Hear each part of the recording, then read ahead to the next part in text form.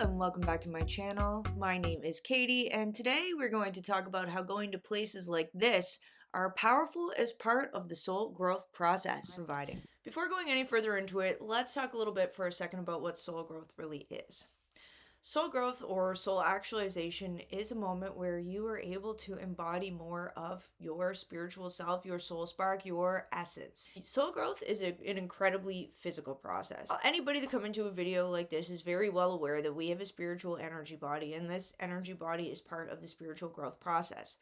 In order for the spiritual energy body to do its thing and to expand, grow, receive, retrieve, whatever, it must have a good encasement within which to do that. And so one of the ways that you create that good encasement within which to do that is to make sure that you are providing yourself with adequate nutrition, not dealing with a lot of extra intoxicants or self-pollutants, and that you are giving yourself adequate rest. One of the other ways to do it that I'm very passionate about is you begin to restore your electrical charge by connecting directly to Earth. This is what a lot of people call grounding. Now, what I'm going to say in the next segment goes beyond this, but I'm going to lay this foundation here. There is an electrical current that covers this whole entire planet. This is often referred to as the global electrical circuit. And so this circuit includes all living things on the Earth, including plants and animals. This energy circuit is comprised of DC energy that is the natural energy of the entire universe. When humans connect to this electrical current, which was our state until very recently, pretty much all day, or at least significantly longer in the day, we were basically plugged into a charging port. This charging port, when we make direct skin contact, helps our biological body achieve certain states such as every single organ system gets a boost of blood flow and oxygen. We are positively charged. Our circulation improves. Over time, hormones normalize, cortisol drops, blood sugar stabilizes, sleep deepens. Some of the feelings that people experience when they are activating a soul, such as anxiety, freaking out, feeling really sad, are things that we are able to manage within our body. And the more proactive we get with building up a safe and healthy body system for our spiritual system to operate in, the more likely that we are going to have a less feathers ruffled experience. Now, this electron flow is not the only layer of energy that is helpful to humans in this experience. The second layer that I'm going to bring forward to you is called the telluric current. Telluric current is the flow of energy that I refer to as the spiritual flow of planet Earth. Connecting to this flow of energy is an important way to prepare your spiritual body for growth, activation, and new phases of actualization.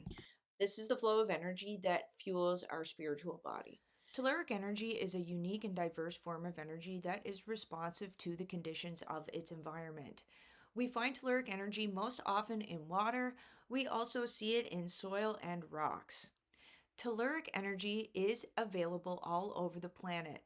Most people have heard of it primarily through its use in sacred sites because telluric energy is indeed the flow of earth energy that sacred sites are designed to evoke. And so, although for some people this may seem hippy-dippy new age stuff, telluric frequency and its ability to impact the soul-body relationship is something that has been known for long enough that sacred sites dotting the whole planet are built to it.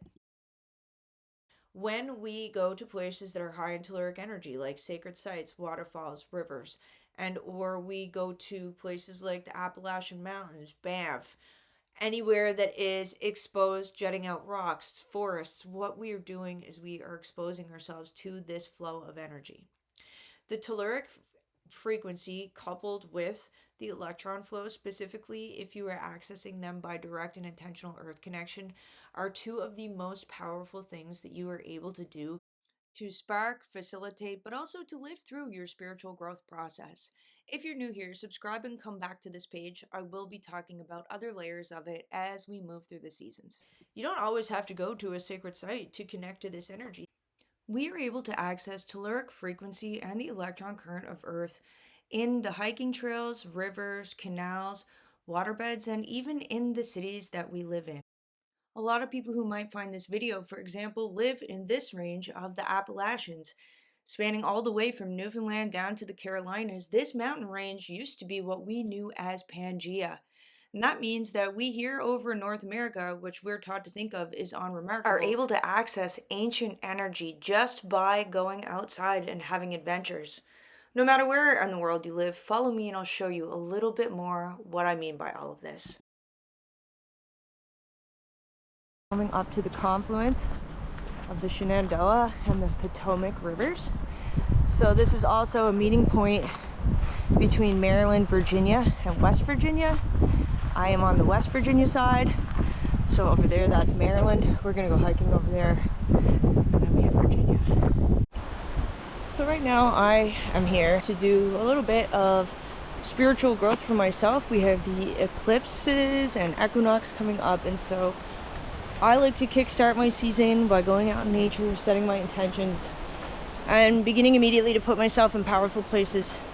They're gonna teach me something, they're gonna help me shift my vibration, and in some cases, like what I'm doing now, I'm going to do a really difficult hike and up an ancient mountain, like right in front of the confluence where a lot of ceremony and ritual has been done for 10,000 plus years, or at least that's what the archaeological record says. I think it's been much longer than that. And as I'm going to do that, the configuration of the Blue Ridge Mountains, the Shenandoah, the Potomac, the medicine people who came before me, the work I've done on myself, and whatever experience I'm about to have as I'm hiking straight uphill for the next little while is going to help me spark something in myself. And so, stated very honestly, sometimes when you come and do these things, it's terrible, and you know that it's going to be really hard.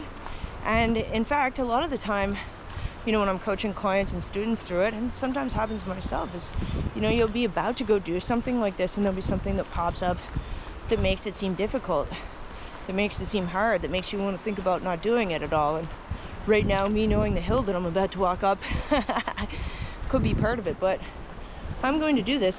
It's going to set me in a really good stead for the season, so that's pretty much why I'm doing this. And I'm narrating this for you because honestly, I'm encouraging you to get out there and do this yourself, and or for people who already do this, to see different layers of what you're doing. Hikers do this naturally, nature people do this naturally, medicine people do this, earth people do this. Now you're gonna do it.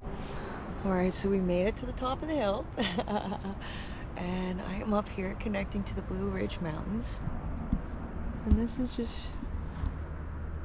cool old configuration of rocks that I'm in, meditating, connecting my energy, working with the plugging in the planet methodology, calling in my intentions, calling in eclipse, calling in the equinox.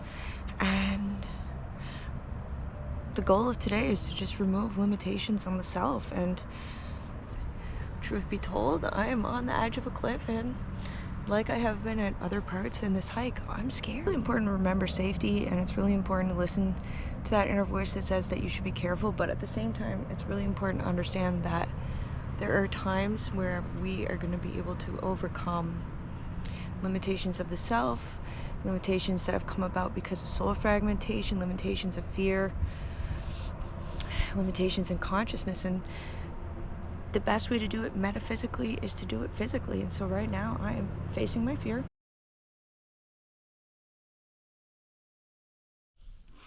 So we're on our way down the hill now, and already I feel amazing. Starting to feel my vibration has shifted. I changed. Something happened to me while I was up there sitting on those rocks and pushing past any inner limitations that I placed on my path.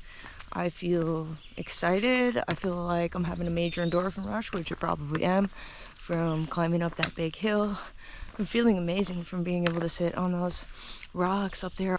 If I could encourage anything from videos like this, it would be for people to start going outside and really connecting to the ancient energy that is all around them, and to working with earth to help with their spiritual growth, their well-being, whatever it is that you need. Anyone who wants to learn more about this to do is to start observing how it affects you.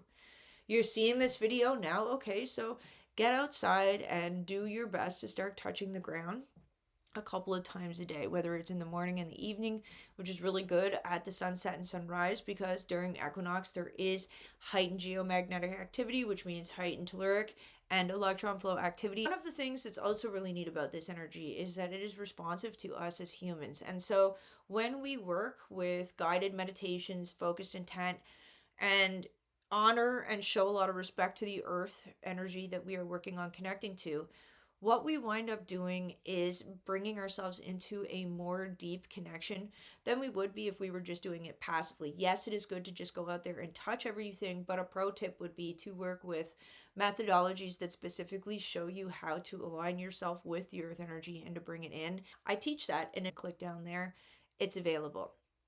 Another way that you can start working with this energy when it comes to the more telluric stuff is to start bringing yourself to bodies of water and immersing yourself in it, whether it is your hand, your foot, your whole body.